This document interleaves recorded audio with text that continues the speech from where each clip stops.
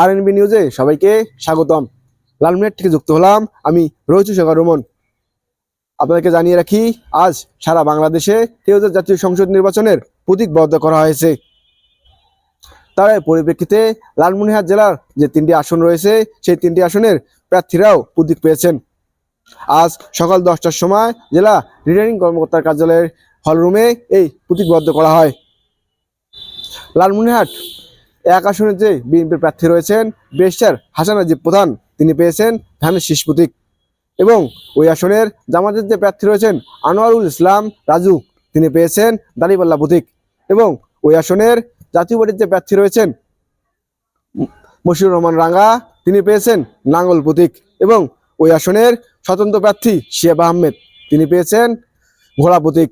এবং তার পাশাপাশি এই আসনে অন্যান্য যে রাজনৈতিক দলের প্রার্থীরা রয়েছেন তারা বিভিন্ন প্রতীক পেয়েছেন।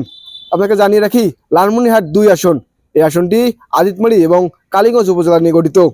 এই আসনের বিএনপির যে প্রার্থী রয়েছেন রুহুনুদ্দিন বাবুল, তিনি পেয়েছেন ধানের শীষ প্রতীক। এবং এই আসন থেকে জামাতের যে প্রার্থী রয়েছেন ফেরোজ হায়দার লাবলু, তিনি পেয়েছেন দাঁড়িপাল্লা প্রতীক। এবং এই আসনের জাতীয় পার্টির যে প্রার্থী রয়েছেন এলাহার উদ্দিন, তিনি পেয়েছেন নাঙ্গল প্রতীক। এবং এই আসন থেকে আরো একজন নির্বাচন করছেন জনতার দলের চেয়ারম্যান শামীম কামাল, তিনি পেয়েছেন কলম প্রতীক। এবং এই আসনের স্বতন্ত্র প্রার্থী যে রয়েছেন মমতাজ আলী শান্ত, তিনি পেয়েছেন মোটরসাইকেল প্রতীক।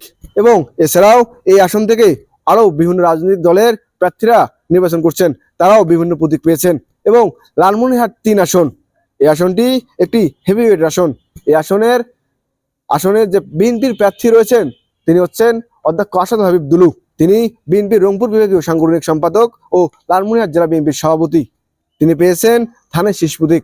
ও এই আসনে জামাতের যে প্রার্থী রয়েছেন আবু তাহের, তিনি পেয়েছেন দাঁড়িপাল্লা প্রতীক।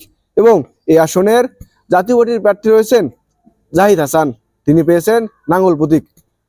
এবং লালমনিরহাটের মানুষের দাবি, এই লালমনিরহাট থেকে যারা নির্বাচিত হয়ে জনগণের কথা সংসদে বলবেন তাদেরকেই তারা ভোট দেবেন। এবং তাদের কাছে তাদের প্রত্যাশা লালমনিরহাটের তিস্তার মহাপরিকল্পনা বাস্তবায়ন, মোখরহাট স্থলবন্দর বাস্তবায়ন এবং লালমনিরহাট বিমানবন্দরটি পুনরায় চালুকরণ এবং বেকারত্ব সমস্যা দূরীকরণ।